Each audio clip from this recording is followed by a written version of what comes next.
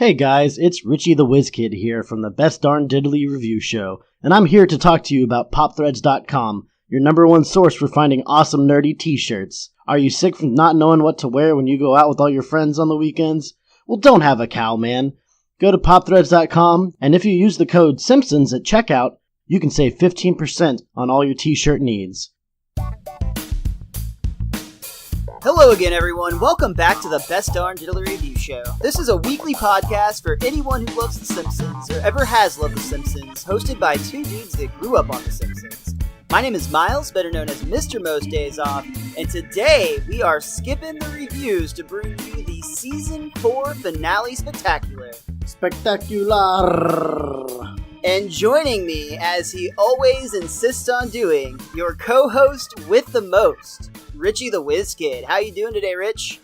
This is the second recording in a row where I feel completely naked. This is a special event. It's not just a Season 4 Spectacular. This is also my last recording in the old apartment. I can hear my voice echoing off of every wall in this empty room. No dampening toys and random couches and whatever other miscellaneous cushions you use around your microphone? Oh no, there will be no couch gags in this episode, sir. You see what I did there?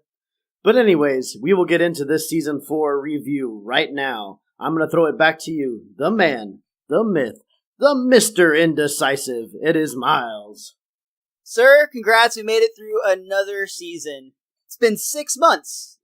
Our Season 3 finale show is all the way back in May. And it's been a hell of a ride through Season 4, man. We've made some major changes this season, and I think things have been going well. What do you think? Yeah, it's really weird, like, how fast we were blowing through the seasons early on, and then we took this one-episode format approach, which I feel is a much better way to go about it. Doing 2 episodes the way that the show's going now seems damn near impossible. Not unless people want 4-hour podcasts. Well, the listeners may or may not enjoy that, but I know I don't like listening to myself for 4 hours, so... I think the one episode was both a necessity and ends up giving us more opportunity to be more in-depth with each episode, just in the sense that if we were still trying to do 2, we would be having to cut a lot more, even not just to keep it under 4 hours, but just in the sense that would just be too much information overload every week. And also, this format, we have a longer time to try to get sponsors. Woohoo! So, I know I drive you crazy every year. I'm always dodging. We're going to do our top 5 episode breakdown. We're going to talk about which episode we like the least, just like we have done every season so far. And I know I constantly bother you because I'm putting it off. So we're going to get right to it this year, Richie. As soon as we talk about our just general reflections overall on Season 4, what do you think about the show changing from Season 1 through 3 to Season 4? What are the biggest things you've noticed so far? Mr. Procrastinator. My biggest reflection from the past 3 seasons up until this season, Season 4, is there's no doubt in my mind that Season 4 is in the golden age of The Simpsons. Even the worst episodes of this season, I feel like, were pretty damn good. Now, we're still going to have a bottom episode for the year, but I don't want anybody to think that that's a reflection on us talking about the season being poor. I think easily this has been the best season of the series so far, and I still fall into the ballpark where I don't think the golden age started at the beginning or end of the season. I think on like the later half of Season 3, the golden age began. Okay, that's somewhat of a popular sentiment. Like I said, the average consensus is Seasons 3 through 8 are the golden era. Some people go 2. I liked Edge a couple of those episodes in for certain. I might be like you, where I do Seasons 3 through 8 plus a couple of the episodes from Seasons 2 I think really do qualify. Oh, no, I'm saying Seasons 4 with a couple episodes of Season 3. Right. I'm saying one episode. I'm going one season further than you. I recognize what you're saying. Yeah. But the general consensus, and just the popular opinion, is Seasons 3 through 8. But I don't think anybody, even the ones that think it starts a little bit later than that, I don't think anyone excludes Season 4. And honestly, how the fuck could you? I mean, there are just so many amazing episodes. It was really actually pretty easy to find the 5 episodes that were going to be in my top 5. I had a little bit of trouble with the 5th one just because the episodes are so good, but it was actually harder finding the bottom episode in a lot of ways just because every episode is so great. So you're saying that we should go ahead and do our top 5 right now?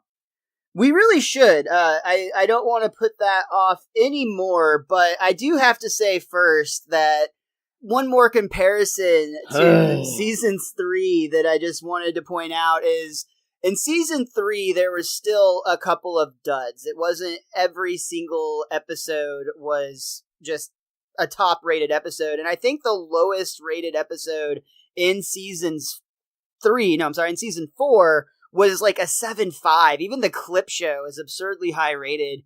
And if you recall from our Season 3 finale show, we actually had brought up a website that I'll post out again. It's actually all the way back from 2010 on splitsider.com, but it's a really good read, and it actually has a chart that I'm going to reference right now. It talks about the showrunners and the jokes per minute of the show, and Seasons 3 and Seasons 4 were both ran by Al Jean and Mike Reiss as a team. And we already mentioned there is a major increase from Season 3 to Season 4 in jokes per minute. It went from 7.1 to 10.3.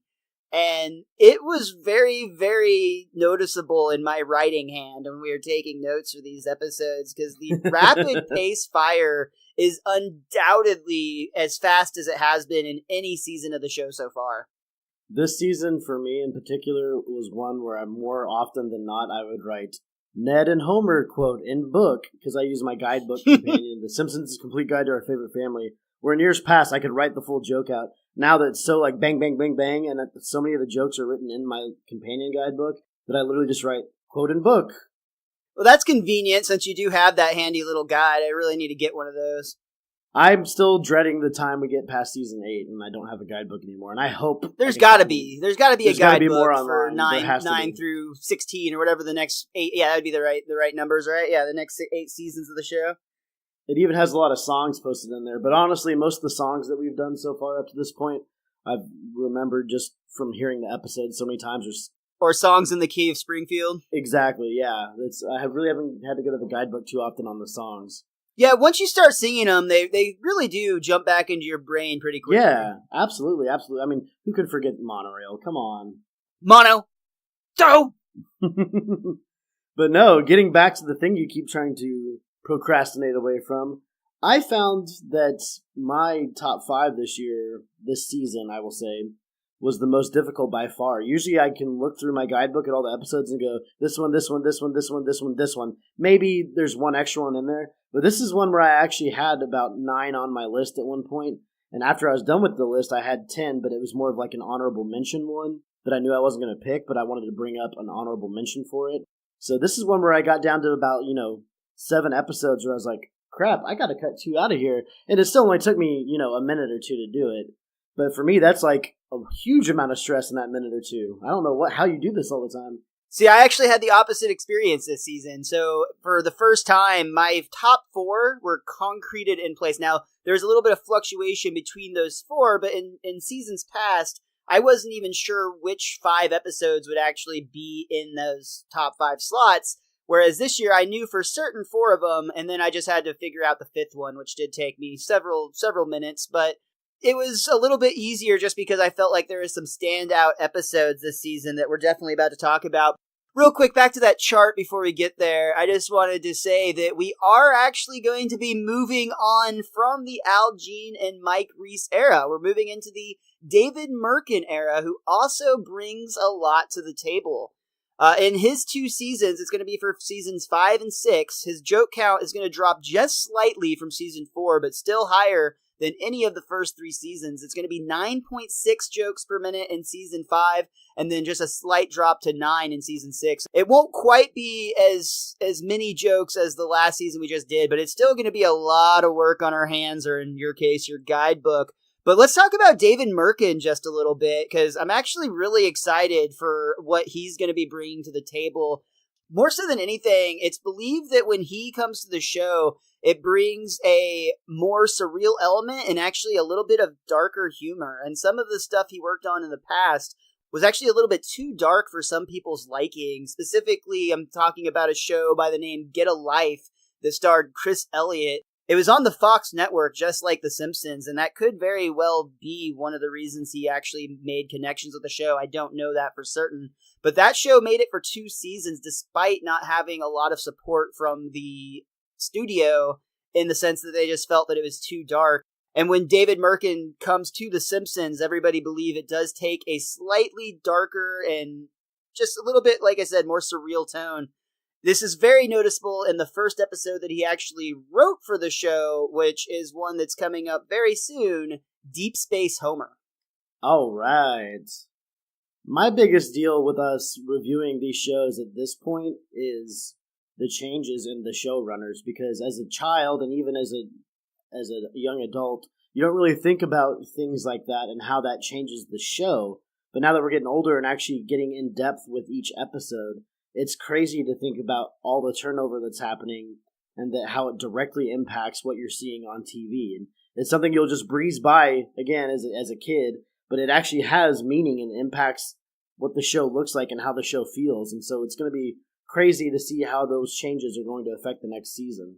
It has significant impact. It really does. And I very much think that Al and Mike are going to go down in history as probably the show's best showrunners. But that's not to say that, at least looking ahead, we have some strong contenders. And I'm just, like you mentioned, it's just kind of exciting to, as an adult, look at more of a behind the scenes of what's going on with this show that you love. Because as kids, we don't really get that. We just see the cartoon that we know and love come on. And frankly, as a really young kid, if I were to say, if we grew up in today's time where The Simpsons was already 30 years old and we were just watching, as a 6-year-old, I don't know that you would notice the difference between putting on a new episode and an old episode. Whereas nowadays, it's very popular to bitch on the internet about things. So you see a new episode and instantly you have people griping without even giving it a chance about just how, The Simpsons isn't what it used to be. It's a shadow of its former self. And I'm not even saying that's not true. I'm just saying that I know that we're going to keep an open-minded approach and try to explore all of the episodes with a fair chance. I think there's going to be a lot of really valuable humor, even when you get away from the more popular, the more well-known showrunners of the show. Well, think of it this way. We're both huge fans of Rick and Morty, but in this day and age, we can see everything going on with all the showrunners on social media. If The Simpsons were just now in its season 2 through 4 phase, all the stuff that goes on behind the scenes, we'd have easy access to. They'd be doing in the know, yeah. Yeah. So it's as time goes on and technology changes, it makes things change and it's different, and we can get more in depth and be inside the writer's room and everything like that. But for a show like The Simpsons that's already been on for so long, it's the more I hear people bitching about the newer Simpsons, the more angry I get, because it's just one of those things where, yeah, if the golden age of The Simpsons is regarded as quite possibly, I could go ahead and say it, the best age of any television show ever, basically, anything else is going to be below that by default. The 2 most beautiful words in the English language. Default. But if that's the greatest thing that will ever be, then everything else by default will be less than that. But that doesn't mean that it's a bad thing. I mean, look at the reviews Citizen Kane always gets. A lot of people have it with almost a perfect score. So by default, every other movie you ever watch is not going to be that good. But there's tons of movies that we both absolutely love. So, I mean, you can open your mind and still enjoy The Simpsons, and to just go to that place where you just see a few seconds of a clip, or you see the clip they preview the episode with and be like, oh, it's not the same. And then you get online and you post about it when you didn't even actually watch the episode or do any research on the episode. That's not doing the show justice. And you would think after 30 seasons almost that The Simpsons have earned your trust or earned the right for you to give them the benefit of the doubt a little bit. Give them a chance, at least, I think. Is yeah. Fair. Yeah, totally. I'm with you on that 100%. In fact, the new season 29, as we're recording this, is going to be debuting in just 2 days, coming up this Sunday. Speaking of how we record things, Miles, did you know that our show is cursed? What? I'm sure you've heard the news here in the last 24 to 48 hours, but we recorded a little episode prior to this one about Krusty Gets Canceled, where somebody that I know you very much idolized for a lot of your life. Oh yeah, absolutely. He's a American hero in my eyes. I've seen you walk around in a bathrobe for Halloween parties, completely naked underneath, with a corncob pipe in your mouth. But I think we have to talk about the fact that Hugh Hefner died literally 24 hours after we recorded an episode that he was on The Simpsons, and this is the second time this has happened to us. Yeah, that's true. First of all, we do want to say, just with all due respect and all seriousness, like, rest in peace, man, because Hugh Hefner, really sad to hear that news. And the only reason that we didn't talk about it on the episode Krusty Gets Canceled is it literally happened the day after we recorded. So if you thought it was weird that we didn't bring it up, it's just we record this a little bit ahead of time. And that's the reason that we didn't mention anything. But yeah, absolutely. Really sad to hear the news about Hugh Hefner. And actually, I know exactly what you're talking about. It was the exact same or really similar circumstances during Adam West's first episode that we reviewed. I remember he died just a few days. It was either before or was it right after? It was just a few days after we had recorded that episode as well. So yeah, I really hope we're not killing some of our favorite celebrities. I really don't want to keep talking about people like Jennifer Lawrence or Kaylee Cuoco or Jessica Alba because I'm fearing for them. Fuck. Wait, do any of them actually appear on The Simpsons, though? Probably at this point. I'm just saying I don't want... Well, if Katie Cuoco, that's going to be like 20 years from now. I mean, she'll have lived a long life by then. Oh, God. Well, by default, yes, you were correct that every person we talk about on this podcast, including you, but not so me, will die at some point, so therefore the curse can be continued. The curse is real. Oh my God, you just convinced me. Unless you're Magical Maggie, then it's going to happen. Or any of the Simpsons, I guess. Unless you're one of them, then it's going to happen. But yeah, this immediate death of a couple people we've talked about on the show is just kind of unsettling. It's kind of eerie. But in Hugh Hefner's case, he was 91, which I think proves that he had the right kind of lifestyle because, what's the typical lifespan of a human male these days? Like 76 or 74? So clearly he was doing something right. Yeah. I promise I will never die. Well, I feel a lot better, Miles. I hope I die someday. Just very, very long from now. Of natural causes. Yeah. From MrMostDaysOff talking me to death. Because we're never going to finish the Simpsons podcast. But speaking of the Hugh Hefner episode, I wonder where that falls on the spectrum on MrMostDaysOff's list of favorite and least favorite episodes. Are you ready to do this, Miles? Absolutely, man. It is time to do our top 5 and bottom 1 favorite and least favorite episodes of season 4. As soon as we talk about all of our great guests that we had on the podcast this season, and we have to start with Simpsons writer and creator of the show F is for Family, Michael Price. We are so happy to have him on for the episode Homer the Heretic. And we really look forward to having him on as a guest in the future. I know that season 3 of F is for Family is well underway, and we would love to have him back on the show to talk about that. We'll definitely try to make that happen.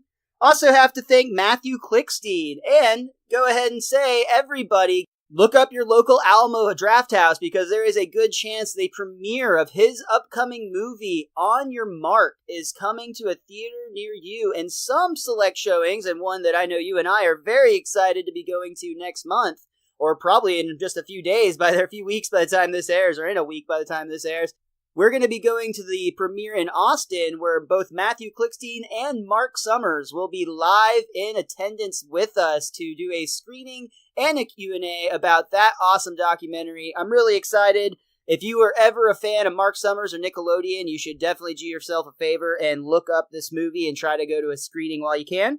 Also have to thank JD and Christina Bell, who came on to talk about New Kids on the Block. You can, of course, follow them on YouTube at The Bells Get Fit.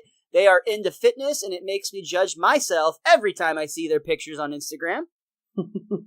Well, now, you can't talk the whole time, Miles. You got to stop and take a breath every now and then. Can I at least thank our good pals, the Derailers, our good friends from up north, and definitely Dr. Andrew Briseño, who came back and joined us for the 4th time. Yeah, his streak is real, man. Both of those were very, very great recording sessions, and even though the Derailers tried to derail us this time, I feel like we stayed on track for the most part. We kept that monorail going pretty well, and I have to say that's actually one of our most popular downloaded episodes, so we are really, really happy to have them, and we had so much fun. I'm glad to see that our listeners also seem to be having fun with that one as well, because just singing that song, it just puts joy in your heart. It puts the joy, joy, joy, joy down in your heart. Where? Down in your heart. And we also do really want to say thank you to, like you said, Dr. Andrew Briseño. Again, his streak is real. It's 4 seasons in a row. He's the only guest to have appeared in each of the seasons we reviewed so far. We're definitely going to do our best to try to keep that alive. It's always a lot of fun to talk with that cat. You know that we're doing really, really well when you can't get your wife who lives with you to appear in one episode a year, but you can get Andy to come on every season. Back to the Derailers. Since their appearance, as popular as it was and as much fun as we had with it, since their last appearance on our show, there's actually been a bit of dissension amongst their podcast host. So much so that it's actually leading up to a big battle, a main event on Wrestle Nerds Wrestling. It's going to be featuring Ripken versus Goobs, and fuck Ocho, but he's there too. And who is they that guy are actually even? going to be battling for the No Mercy Championship in the Wrestle Nerds Wrestling League. So for those of you that are wrestling fans, and specifically if you like game sharing of WWE 2K17, there is a big match coming up that the WizKid and I are actually going to be the special guest announcers for. So we're really excited to be a part of that battle, as sad as we are as to see as there's been some dissension. Oh, no, not sad. Come on, we need to egg this on, Miles. Let's get real. I want to see chairs thrown. I want to see ladders broken over people's heads. I'm not a wrestling fan, and I'm excited for this. So, by God, he's got a family, damn it! Won't somebody think of the children? I want to see an all-out brawl on this, man. I don't want to give anything away because I don't know what's going to happen yet. But I am genuinely of excited. course, because it's a live event that we could have in no way, shape, or form seen beforehand. Sir. Exactly. Woo! I'm glad I have a co-host that can save me here. But I'm afraid that this whole thing may have at least partially been influenced by their battling over who is the bigger Simpsons fan. And I really do feel bad of any part that we had in their fallout. I think that we should hear from them now, and you can decide for yourself. Yo, Goobs! Hey, where's Jenny Bean? She went down to the Quickie Mart, man. She had to grab us some more duffs. Oh, fair enough. Miles and Richie want us to throw down for another battle, soon. Who? You know, those best darn diddly dudes. Oh, Richie the WizKid and Miles, MrMostDaysOff? Is that a fact? Is this a trap? Wasn't our last battle crap? It's our knack. Imagine that. Somebody actually wants us back on the map to do another battle rap. Suppose it could be a snap. What's the rap? Simpsons. Don't! Hey, don't have a cow, man. It might be rad. But if we mention bleeding gums, I might get sad. And Sideshow Bob framing Krusty makes me kinda mad. Or when Bart was good and Lisa was bad. When Duff Gardens was the biggest fad. Then there's the story of when Homer became a dad. And a mascot. And a manager. A shop clerk. A car designer. A snowplow operator. Ripken, snap into it, man. They get it. They He was get a it, bro. bigger brother. He was also a monorail conductor. None of this even rhymes anymore. Sorry. I'm sorry. Sorry. We need to focus on the battle. We need something big. Like Homer big. Because Homer's fat. Mm-hmm. Like, you know, brother? PH fat. He's also F fat. So what do we know about The Simpsons? 30 seasons. Now that's a stat, but we're only going to do 1 to 4. Ah, darn diddly drat. Well, we know they have a cat, Snowball 2. because Snowball 1 is now flat. We know Bart's a brat. Ruined Thanksgiving, trapped down a well. What an ingenious little rat. Not to mention stole a jar of pennies and damn near lost his hat. Worked for the mob and gave his dad a heart attack? Oh, of course we got to talk about Homer a Bat. Hell yeah, we derailed the crap out of that. Shoutouts to the Derailers podcast, Joe. It's no itchy and scratchy, it's pretty crazy though. An escalator ride to nowhere pretty much sums up the show. Back to the battle rap. It's time to pray for snow. Order a flaming mo. Hi diddly ho. Like Bart in a go-kart, we're taking it slow. I'm on my country flow like Lurleen Lumpkin getting low on a banjo. I'm a killer crusty doll. No free Frogurt though. Put me in the ring with Tatum. I'll stand toe to toe and deliver that final blow that'll make him disappear quicker than Dr. Marvin Monroe. Goobs and Ripken battling about one of the longest running cartoons. Going to war like Bart and Nelson. No water balloons. Now we may be a little bit rusty, but we still have you devastated like a summer at Camp Krusty. Dude, trust me. These bars will make you cry like when you're stuck in a water slide and your turkey's a little dry. And I don't need Fat Tony if I wanted him dead. I just give him the Jebediah Springfield, a hacksaw to his head. You should choose me, cause no one can beat me. We're Kang and Kodos, you're all beneath me. Sorry, I've been up all night, can't sleep, clown will eat me. Man, I'm not sure we covered it all. Not even close, let me try more. Mini Putt, Babysitter, Bandit, Bart Goes to France. Marge's Job, Homer's Hair, and Krusty's Last Chance. Lander, Chocolate, Otto, Rocks, The Pitcher, Homer Dance. Mr. Plow, No More Beer, and the episode with the ugly ants. Oh, God. That probably covers a few more. Don't you hate pants? Sorry, I had to. All right, let me try. Lisa's essay, Maggie Speaks, Dog Gets Sick. Skipping church on Sunday turns Homer into a heretic. Hi, everybody. Look. It's Dr. Nick. Santa's little helper struggles to do a trick. Itchy killing Scratchy with a left-handed whacking stick. I'm not even done. Homer's son. I'll take this massive leap like Bart would, just for fun. Crazier than Moe after a prank call with a shotgun. Dude, where'd he come up with this stuff? Lightning strikes my brain like it's an issue of Radioactive Man #1.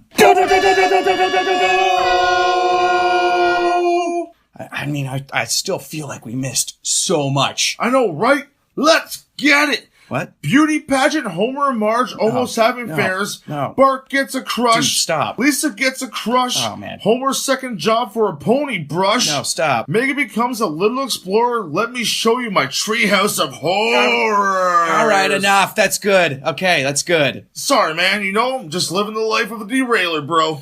Check out the Derailers podcast on iTunes and Stitcher and YouTube. Don't forget to like, comment, and subscribe, folks. And also be sure to check out the Best Darn Diddly review show at bestdarndiddly.com. We are excited for what's upcoming in Season 5 and beyond. I cannot wait. We hope to jump on board that train one more time to derail the shit out of your show, boys. And be sure to check out our next battle rap, which is coming after they're done the next 4 seasons. Yes, we hopefully... The Simpsons. We hopefully hope that they invite us back and that we come back on board for another battle rap. Because we're going to jump on the train, leave your ears in a lot of pain. We're going to leave the ring flaming just like we're that mother effing Kane. Rest in peace to Bobby the Brain. I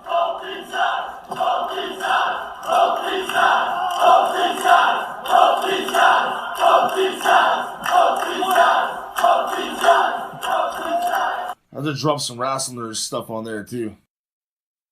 Shameless self-promotion. You gotta love it. Men after my own heart. I will say, Ripken is clearly the better rapper by a long shot. Clearly. Poor Goobs. However, I would have to side with Goobs throughout this altercation. You know why? Because you said Richie the WizKid before Miles and MrMostDaysOff. Well, and he's a man after your own heart, then. Are you saying you're a better rapper than me? Clearly, sir. Well, we're not going to have a throwdown in the ring, are we? I hope not. I think we both get gas on the first time we fall back against the ropes. I'm not going to appear in Glow Season 2, although I'd do anything to be with Allison Brie. Indeed. Big shout out to those guys. Thank you so much. Love the Derailers. Definitely can't wait to have you guys back on the show as well. Always a lot of fun getting to jam out on the Simpsons songs with you guys. And props to both of them. I'm going to say it was a draw. And we'll see who the real winner is coming up at Wrestle Nerds Wrestling 15. The main event will be commentated by yours truly, along with Richie, the WizKid. Who is yours truly. What I wanted to say here, because I know we're about to have to reveal our top 5 and bottom 1. Hopefully. Absolutely, we're going to get right to that. I felt bad, because when I was going through the list of episodes, I realized the reason I was having a tough time picking my choices was because our podcast and our reception of certain episodes on the podcast were influencing what episodes I liked more. And I didn't ever consider that before. And this is the first season where it's actually kind of fucked with my brain a little bit. But yeah, we are having a direct influence on what episodes I liked more. And you're going to see that in the reflection of my top 5. So our listeners interacting with you on Twitter are influencing your top 5 picks? That and our podcast and guests on the podcast, for sure. And getting further in depth into the episodes and the guests we have on the show and actually getting in that. And yes, even like the numbers reflected on which episodes on the podcast are more popular have directly influenced me. Absolutely. It's my top few episodes I think are going to Well, one of them's not going to surprise you, but the other ones are going to surprise you a little bit on the order in particular. Okay, fair enough. So you people affect me. So I guess then there's nothing else to do but talk about our top fives. Go ahead and do whatever little gimmick you're going to do to keep you from talking about the top 5. Well, there was just this one little thing more that I wanted to say first. And just a few short episodes ago, we were talking about the idea that you could replace our current American public school system with just watching and breaking down each and every joke from from every episode of The Simpsons. Going through and dissecting it all would teach you math, history, English, science, and so much more. Reading with Johnny Tremaine a few episodes ago. But this really actually got me interested in looking up what was really available online, because I do know that there are some actual real-life courses. They're college courses, mind you, not elementary or middle or high school education, but there are a couple of college courses available in real life that you can take, and I found some really interesting parallels and interesting tidbits about these courses. So the two that I found were, one is offered at the University of California at Berkeley. They're both philosophy classes. The other is available at the University of Glasgow. Starting out, I was reading about the one in the University of Glasgow, which actually is relatively recent. It just started up about a year ago. The course is entitled The Simpsons Introduce Philosophy. In the course materials description, in the course catalog description, The Simpsons is one of the modern world's greatest cultural artifacts, partly because it is so full of philosophy. Aristotle, Kant, Marx, Camus, and many other great thinkers' ideas are represented in what is arguably the purest of philosophical forms, the comic cartoon. This day, school explores philosophy's most inspiring ideas as presented in Matt Groening's monument to the absurdities of human existence. Come along for a day of learning and explore some of philosophy's most inspiring ideas as presented in The Simpsons. So the class is only a day long? No, it's a semester-long course, but my goodness, does that not make you want to go back to college? Not really, because I did a philosophy class. I did a lot of philosophy classes, but I do love the idea of approaching it from a different angle, because the course description is dead on. I mean, there's all these ideals and philosophies, to use the phrase directly, that The Simpsons inherently display throughout the entire series. So it makes perfect sense. If any show was on television for as long as The Simpsons have been on, you should be able to do something like this. But the fact that The Simpsons is a cartoon show in particular and can go to absurdist extremes helps to create the parallels between The Simpsons and philosophy. And if I'm not mistaken, the first college to ever offer it was somewhere up north in the U.S. about 5 or 6 years ago. I don't know if they're still doing it. And I think it was like the University of Michigan or something that first offered a parenting philosophy class as through the eyes of Homer Simpson. And this was years ago, but I couldn't find that it was still available online when I was researching for it. But yes, I've noticed that in the last year, Glasgow in particular has popped up on numerous stories about offering this philosophy class. So I urge everybody to go take the class, especially if you've never had a philosophy class before, because there's a lot of really cool ideas that philosophy includes in everything. And to throw The Simpsons into that mix is just absurdist fun. Well, they actually have some examples, too, that I really enjoyed. So these are some quotes from both Homer Simpson and then followed by a similar quote from a famous philosopher, starting with, "Kids, you tried your best and you failed miserably. The lesson is never try." Sartre said, "All human actions are equivalent and all are on principle doomed to failure." So you can see the parallels there. I also have one, "It takes two to lie, one to lie and one to listen." That's a Homer Simpson quote. Nietzsche said, "Man permits himself to be lied to. Men do not flee from being deceived as much as from being damaged by deception." And finally, "How is education supposed to make me feel smarter? Besides, every time I learn something new, it pushes some old stuff out of my brain. Remember when I took that home winemaking course and I forgot how to drive?" And Socrates actually said, "To know is to know that you know nothing. That is the meaning of true knowledge." Good old Socrates. Exactly. I just think there's some really fun parallels in that. But I do want to point out that it seems that the University of Glasgow is offering more of an intro to philosophy course with this, as opposed to The University of California at Berkeley describes their 2-unit course as fairly rigorous, and one of the example questions that they provide of things that you'll be discussing is, can Nietzsche's rejection of traditional morality justify Bart's bad behavior? Yes. Exactly. Next course. This stuff right here is just more example that I think proves that we should be using The Simpsons more in our public education system. And when you vote for Mr. Most Days Off for president in 2020, you are voting for a Simpsons-based education system. That is a promise. Oh, diddly-o. At least I'll have almost free insulin. We're running on common sense, people. We're running on common sense. The world's almost out of it. The Simpsons has plenty of examples to jar it, so let's use it. You can't run on common sense as an American, because that was written by a French guy, and if you do that, no one's going to vote for you. Even though it makes the most sense. I see what you did there. Actually, it's funny that you bring up the French, and especially the common sense joke, because the courses that we just talked about, specifically the one in Glasgow, it's widely believed that that course is based on an essay, or was widely or strongly influenced by an essay written in 2006 by French philosopher Julien Baggini. And he actually specifically wrote about the episode Homer the Heretic and was able to make a lot of religious parallels and talk about the philosophy behind modern religion based on things that Homer said in the episode, such as, what's the big deal about going to some building every Sunday? I mean, isn't God everywhere? And what if we picked the wrong religion? Every week we're just making God madder and madder. His description of The Simpsons is an Anglo-Saxon comedic take on the existentialism, which in France takes on a tragic hue.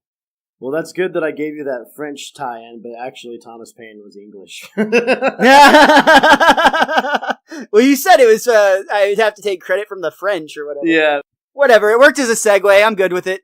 I just wanted to correct myself on air, so... From the other side of the pond, everybody knew what you meant. France, English, it's all, or England, it's all the same, right? Shout out to all our UK listeners. Yeah, I'm pretty sure that's not right. I don't really know. If we insulted you, sorry. If not, yay. Hands across America. Oh, wait. Yay! I think we're getting a little off topic too much here. We got to get close to getting to this top 5 now. You mean you don't want to talk anymore about hashtag Mr. Most Days Off for Prez? I think you've talked enough about hashtag Mr. Most Days Off for Prez. I think our listeners have talked enough about hashtag Mr. Most Days Off for Prez. And if anyone else wants to talk about hashtag Mr. Most Days Off for Prez, they can do so on Twitter, where they can hashtag Mr. Most Days Off for Prez. All right. You've convinced me. Now it is truly time for our top 5 favorite episodes from season 4. After we get a word from our Pottern family. Every year, new TV shows get canceled. Some make it an entire season, and some don't even make it that far. I'm Ed, host of Unaired, where each week we review a show that was canceled with episodes left unaired, then pitch our ideas for what could have been future episodes of those shows. We've covered shows like Cavemen, the show based on the Geico Cavemen commercials, the ill-fated 2011 Wonder Woman pilot, a show called Look Well, where Adam West plays an aging TV detective who thinks he can solve real crimes, and many more. You can find us on iTunes, Google Play, unairedpodcast.com, or wherever you download podcasts. And remember, some things are better left unaired.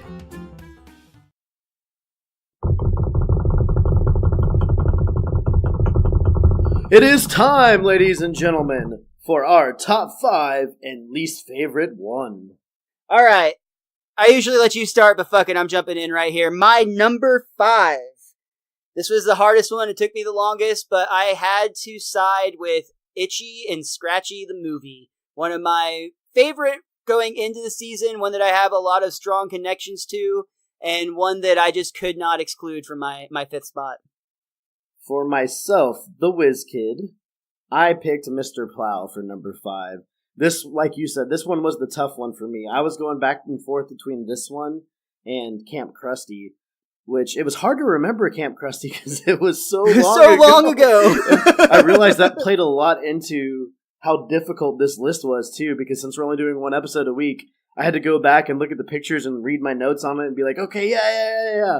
And I really wanted to put Camp Krusty in there, especially since I have a Camp Bart shirt. Oh, yeah, shout out to popthreads.com right there. Use our discount code Simpsons and save 15% on any order. But I can't take Mr. Plow out of the top 5. Like, it's such an iconic episode, and I sing that song to your dog all the time that I have to keep it going. That's true. Mr. Nash. What's that name? It's Mr. Nash. Yeah, I actually also had Camp Krusty in that contenders bubble right there, and I won't tell you if it ended up or where it ended up, but I will say that my number 4 was your number 5. I went with Mr. Plow. All right. That's the shortest conversation you've ever had on this podcast. Not anything else to throw in there. I'm kind of shocked that you've already thrown it back to me. My number 4 is one of the ones I was talking about that was influenced by our recording and by diving into the notes, and also because it's right where I think The Simpsons Golden Age is, where I knew for certain that we had already been in the Golden Age. My number 4 episode is Homer the Heretic, and it's just everything about that episode, about the religious undertone and the philosophy undertone, and just the scene where Ned throws Homer out of the top window, and Homer crashes through the window, hits the mattress outside, and bounces back through the bottom window. That scene has been in my mind since I was a child, and it's just absolutely hilarious. Everything about that episode I absolutely loved. Couldn't agree more. It's a very good episode. So what did you have at number 3? For number 3, I had Brother from the Same Planet. I mean, who doesn't love Pepsi? I mean, Peppy. And it's just, again, another episode where Phil Hartman is one of the main impacts on why I vote for that episode. And with everything behind the scenes with Tom Cruise wanting to be on the show, but they never quite worked it out. And yet, I can't imagine anyone other than Phil Hartman playing the character, and just... Happy accident, for sure. Yeah, all the backstabbing between Bart and Homer. And, of course, Starfish as Ninja Stars is always great. Come on. That was really fucking funny. And that I will just go ahead and spoil the fact that that is actually my number 6. It just was my bubble episode, because I agree with you. It was so good, and honestly, one that I had a lot of fond memories of, and it still lived up. I think it even connected more. So, for my number 3, and I'll be honest, I almost ranked this one higher and just couldn't based on the other 2 episodes that I have above it, but this one connected with me more than it ever has, and that's saying something, because it's been one of the best, it would have always been considered one of the best episodes, and that is I Love Lisa. I can completely understand that. Yep. I chose I Love Lisa for number 3. All right. Well, here's where things are going to get a little different, I think.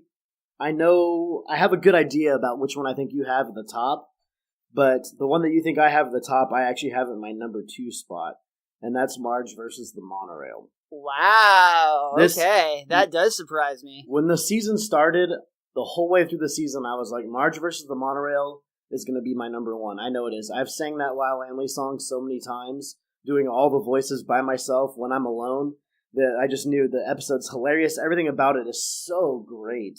And again, it's got more Phil Hartman in it, and you can't go wrong with that. I love this episode, and I want to throw it out there that being the number 2 episode in a season doesn't mean anything bad. This season has been so spectacular, as we've said, by far the best season in the series up to this point in our reviewing, that there is no shame in being number 2. And Marge vs. the Monorail is one of probably my top 10 episodes of all time. But for right now, while we're recording it, while we're learning more about the episodes, it's my number 2. Very cool. Very cool. I actually 100% agree with you, and I also have Marge vs. the Monorail at number 2, but I don't think that you're going to be surprised by that as much as I was surprised by you. I truly am a little bit shocked right now, just because I know how much you love Monorail. And again, this is really hard, guys, so don't think that we're dogging your favorite episode if we put it lower on the list than you expect, because there's so many good ones that many of them could have made the list. Well, the thing is, we're trying to reconnect with the show while we're diving more in depth to it, so it's good that opinions change over time, because now that we're older, we're going to notice different things about it, or learn different things about it, and I think it's good, because if it just went the way you thought it was all the time, that would be boring. It'd be boring, and it's also a good lesson here to remember the importance of remaining open-minded, just because being open-minded is so important in so many things that we go through in life, and to... Like politics in real life that are going on right politics, now. religion, there's so many things that we disagree with and with each other, and it's just keeping an open mind and trying to be respectful of others' opinions, even when you don't agree with it. I think there's some sort of moral lesson there that, as a Simpsons philosophy student now, we should try to be a little more aware of. All right, Miles. So it's time. I need to know, what is your number one? And I'm actually going to give you my bottom one, and we're going to save the top one for last. I like this new twist here. As much as I had an absolute blast learning about this episode, reading about this episode, discovering all sorts of behind-the-scenes stories about the episode, I think the most disappointing episode of the season, not that it was bad, just that it didn't really live up to the rest of the season or my expectations. And that's the last episode of the season. Krusty gets canceled. Wow. I honestly, before we started the recording, thought you were going to go clip show on me here. No, that was one that I liked more than again, it was really, really good. It was, for a clip show. I was shocked how much I enjoyed the clip show, actually, because there's a lot of new material in it, too. Yeah, that's the thing, is you get like half of a new episode in that clip show episode.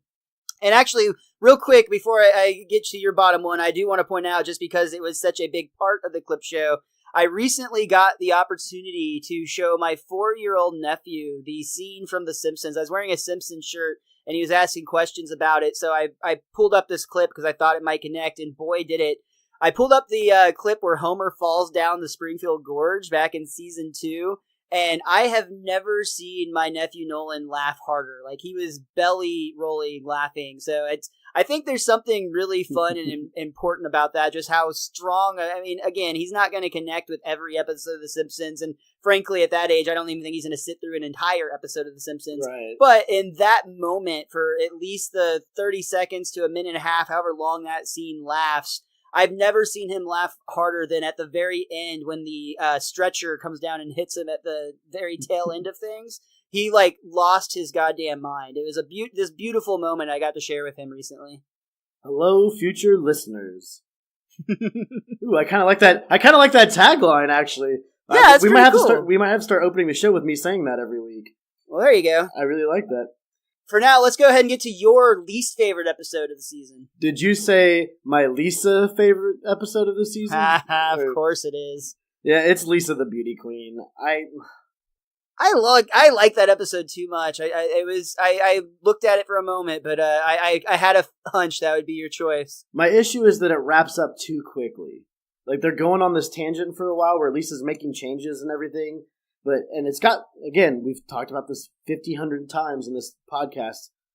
It's still a good episode. It's still in season 4, which is the best season of all. It's still way better than Some Enchanted Evening by a long shot. But it's just, I don't like how quickly it wrapped up, and I wish they had more time to explore the avenues they started on, literally scenes before the ending started. So it just kind of rubbed me the wrong way, and again, it is a Lisa-centric episode, and I'm sorry for doing that. But Lisa does have good episodes, like the Mr. Angstrom episode. There you go, and I'm sure we'll get to some more in the future that we'll really like. I haven't. Oh, the summer one where she makes the Summer of 4 Camp. Foot 2 is one of the best episodes in the show for certain. I love that episode, and that's definitely a Lisa episode. Yeah. So that leaves us with just our top pick for the season. Richie, what is your number one favorite episode from season 4? My one that overtook Marge versus the Monorail, and this caught me off guard. You can say I was influenced by the listeners, but mine, just the depth, the bravado of Ralph Wiggum could not stop I Love Lisa from being number one in my heart. Just everything about that episode. It was funny. It finally put Wiggum, both Clancy and Ralph, into their actual character arcs and made them who they are to this day. And everything about the episode was just so funny. It's got one of the most iconic lines of all time. I choo-choo choose you. And just everything about it. It put you through highs and lows. You actually felt for Lisa in the episode. It felt for Ralph. Laughed with Bart and Homer. Like, everything about it was just so much fun. And I mean, it takes a lot to knock off Marge versus the Monorail, but I feel like this episode did it, and I feel like our review and the listeners listening to it so much also cemented that idea in my mind. You know, I almost did the exact same thing. I almost shuffled that one all the way to the top, and for a long time it was sitting at the top, but I just couldn't put it quite over Monorail.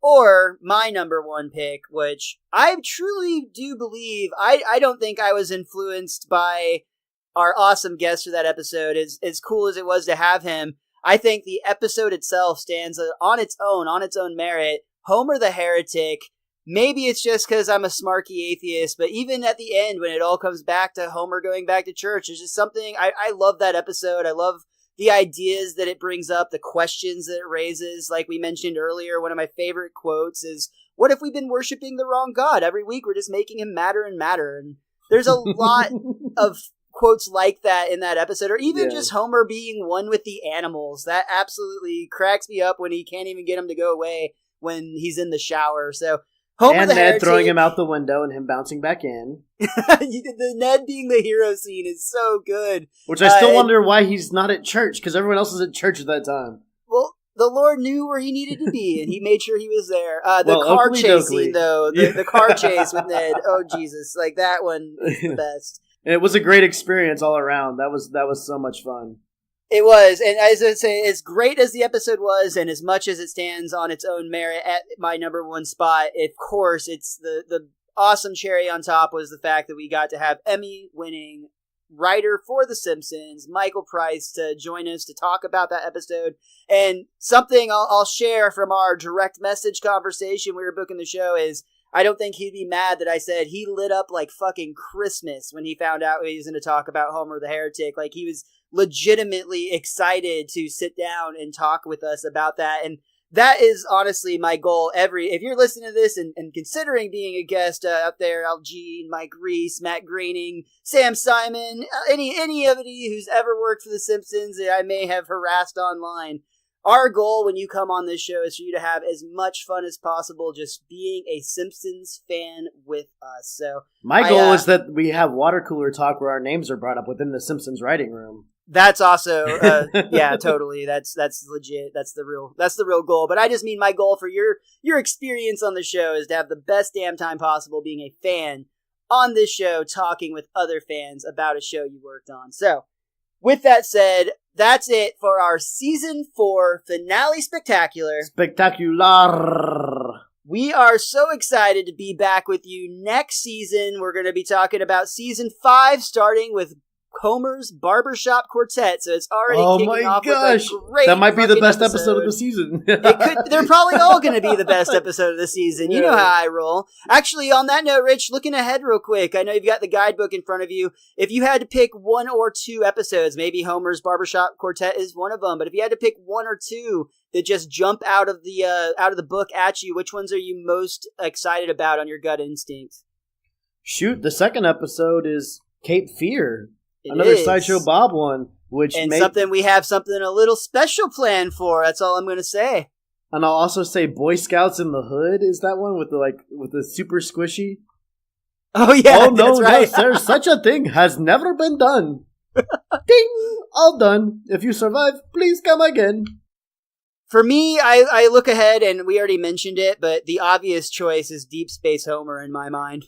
Oh my gosh, absolutely. We also have Homer the Vigilante, where it's got the cat burglar in that one. Oh yeah. Homer loves Flanders. It's going to be a hell of a good season. Homer and Apu is another one that's jumping out right there. And even Bart gets an elephant, which is fucking absurd, but I remember loving that shit when I was younger. So excited to revisit that. That one might be my least favorite of the season. I'm just throwing that out there right now. It might not be, but it's one I've seen so much that my expectations are lowered, which typically with those kind of episodes in our review shows, I end up liking them a lot more because my expectations were lower. So, Rich, before we get out of here, do you have any final thoughts on Season 4? I mentioned I had a few in my top list of episodes that I marked off. I wanted to bring them up real quick, kind of as honorable mentions. It was definitely Camp Krusty was the one I was fighting with for number 5. Itchy and Scratchy the movie was on there. The Front, just because that one was a surprise episode. Yeah, if you haven't heard our review on The Front, you really should go check that one out. Definitely Whacking Day. I had him in the top 10, but I had to edge it out. And the one that caught me off guard, and I wrote notes for it, it was a Marge-centric episode, but Marge in Chains. There was so much good Phil Hartman quotes in that episode, a lot of Lionel Hutz hilarity in that one, that when I was looking through all the episodes, at first I just brushed by it, but when I did my second look through of all the episodes for this list, I was like, you know what? I laughed my ass off in that episode, and she was only in chains for the last few minutes, and I realized the title just kind of painted a bad image in my mind. But when we actually reviewed the episode and took notes on it, like I really enjoyed Marge and Chains. So I completely agree. That one was and like the my front, number 10, like you mentioned, it was just out of nowhere. Yeah, so I wanted to give an honorable mention because I always crap on Marge and Lisa episodes so much that I wanted to say, Marge, you won me over in that one. You're still at the bottom of the Simpsons family tree on an order of importance, but I absolutely love that episode. Fair enough. So, Rich, where can they find you online? On Twitter, I'm at theWiz_Kid23. Also, while you're on Twitter, go ahead and give our show a follow as well. That's at Best Darn Diddly. That's DIDDLY. And that works on Instagram as well. For me, I'm at MrMostDaysOff. You can find me with that pretty much everywhere. And if you're trying to get in contact with our show, you're not on Twitter, you can contact us at bestdarndiddly@gmail.com. And you can keep up with everything from our show at bestdarndiddly.com. Other than that, we once again just want to thank all of you so much for listening to the Best Darn Diddly Review Show. Honestly, interacting with the people listening right now, everyone that we get to talk about The Simpsons with and share memes. I know we just said this on the 50th, but it's true then, it's true now. We really, really appreciate you tuning in, and it really makes all of this just even that much more worth it. Not that watching The Simpsons isn't worth it on its own, but it really makes it even such a better experience. So thank you for tuning in. The WizKid and I will be back with you again next week for the start of Season 5 with Homer's Barbershop Quartet. And from Season 4, we say goodbye, listeners. Until next time, be cromulent to each other.